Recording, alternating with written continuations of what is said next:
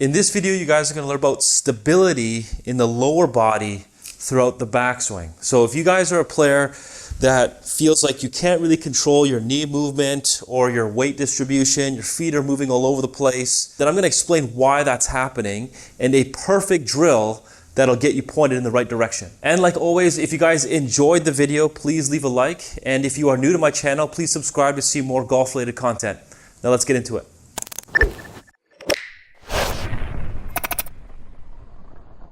So what is stability in the golf swing? Well, to me, it's all about tension. And that might be a scary word for a lot of golfers, but just hear me out. So I think it has to begin with having the right understanding of what's happening with your body. Now, in the golf swing, always remember that your upper body and your lower body they're not going to turn the same amount throughout the backswing and the follow through. You will always have to get your upper body to turn approximately twice as much as your lower body in the backswing. Okay, so if one part of your body is turning twice as much as another part of your body, you're gonna feel some tension in certain parts of your body. But tension might not be the right word. You'll feel a coil happen kind of more in your core, stretch more in your lats, right? Stuff like this. Okay, so always remember that's kind of the first thing that you have to understand is that the upper body and the lower body will turn different amounts, okay, and at different rates throughout the swing. Okay, and that's going to cause some stretching to happen and some tension or coil to be felt throughout the backswing. So to give you guys a better visual of this, I'm just going to put an alignment stick through my belt loops and just one through across my shoulders. Let's try not to touch the mic. This is a good visual for you guys because you can see visually with these alignment sticks here that my upper body and lower body won't turn the same amount. Okay, so when I get into my posture and I make my backswing, you can kind of see now that my shoulders are going to turn more than my lower body. My lower body kind of stops turning after a certain point, and my upper body keeps going. That in itself, if you're able to kind of resist the movement of one part of your body and allow the other part to keep going, that is stability in golf. So even in the downswing, right, you're here at the top, chest is turning twice as much, and when you're making the downswing, that difference happens actually even more. My lower body is turning at a faster rate in the opposite direction as my chest comes in. So creating that separation in the golf swing and being able to resist movement in one part of your body and having the ability to do that is going to cause a feeling of tension or coiling or stretching in certain parts of your body. But you have to be able to do that if you want to create power and control movement in your legs or your feet or your weight, stuff like this. So a root cause of the issue is just not being able to differentiate between tension, which is, to me, that feeling of nervousness and tightness that's not allowing your body to move the way that you want, and developing kind of a coil feeling or stretch in your body. A lot of people that have this false idea of tension, they try to overcompensate, meaning they try to be really loose. Okay, so they're trying to be super loose with it. And they can't really control certain parts of their body. So they kind of get really loose like this and they let their feet kind of wobble and their knees move. And if you're moving around like that so much, again, it's going to affect your ability to be consistent in terms of where you're striking it, where your path is, all sorts of stuff. When I do it correctly, when I feel stability in my lower body, right, I'm still able to turn my hip, okay? My knees are still kind of changing flex, right? But because my upper body is continuing to turn beyond my lower body, I feel personally a stretch in my lead lat, okay? And I feel tension build up kind of in my core area, okay? Kind of right in here and kind of in the left lat for me. When I go up to the top, I feel that stretch and I know I'm keeping my lower body stable and I'm creating a bigger stretch as I keep turning my chest. Now, this is going to allow me to control a lot more about where my weight's going.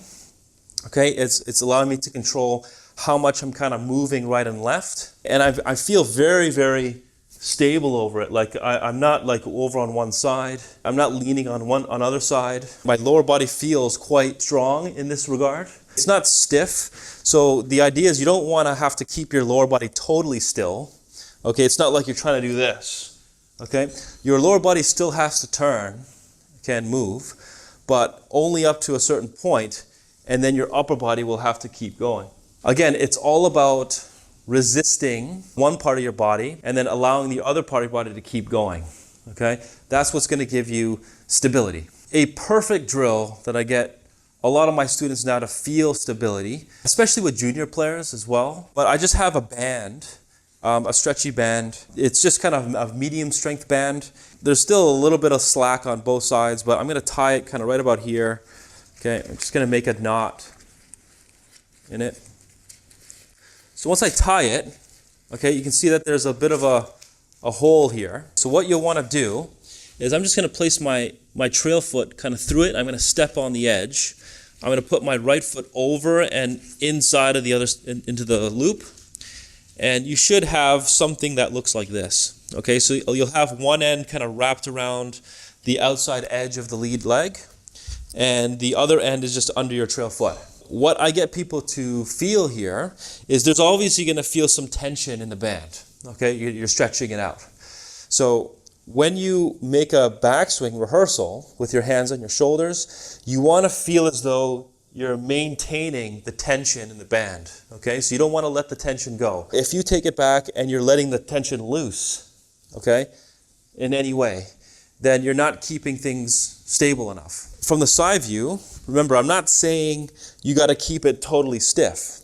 From this view, you can see that my hips are still kind of turning, but my upper body keeps going. So if I can focus on keeping the tension in the band as I allow my chest to keep going and my lead shoulder to move across the golf ball, then you're gonna feel some tension build up in your core, right? You're gonna have to feel like you're trying to keep your legs kind of a bit stronger throughout the backswing. You can still see my knees are changing flex and everything. I'm still turning my hip, but my chest is going beyond that.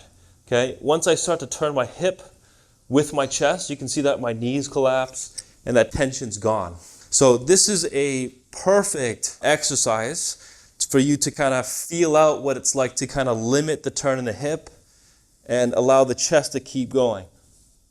Okay, so you can do this a couple times, right? You can even grab your club and you can try to just do the backswing only. You don't have to swing and hit shots with this. This is just purely a backswing exercise. But once you grab your club, if you hold it out, even with your hands out like this, you can take it back, get to the top of your backswing while keeping the tension as much as possible. The mistake I want people to avoid, I don't want you to kick out that lead knee.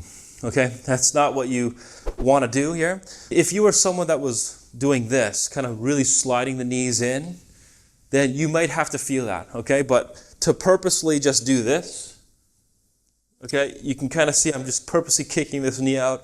I'm not actually like really turning myself. That's what you want to avoid. You want to still be able to kind of turn your chest while keeping the tension. This lead knee will come in just a little bit, okay? But to do this, to increase the tension, you don't want to do that. Just something to be conscious of. But if you can keep it constant, right, you really focus. You can even look down if you want. You're still changing your knees, you're still turning your hip, but you're keeping your chest turning about twice as much as your lower body. So this is a great exercise to kind of feel out how to separate or to get more separation between your upper body and lower body so that you can keep your lower body a lot more stable and prevent your feet or your knees from wobbling around too much. Thank you guys so much for watching. Now, if you have any questions about how to set up the drill or anything like that, you can leave a comment down below. And if you guys are interested in sending your swings into me for online lessons, you can visit my website, and I'll also leave the link in the description box. See you guys next time.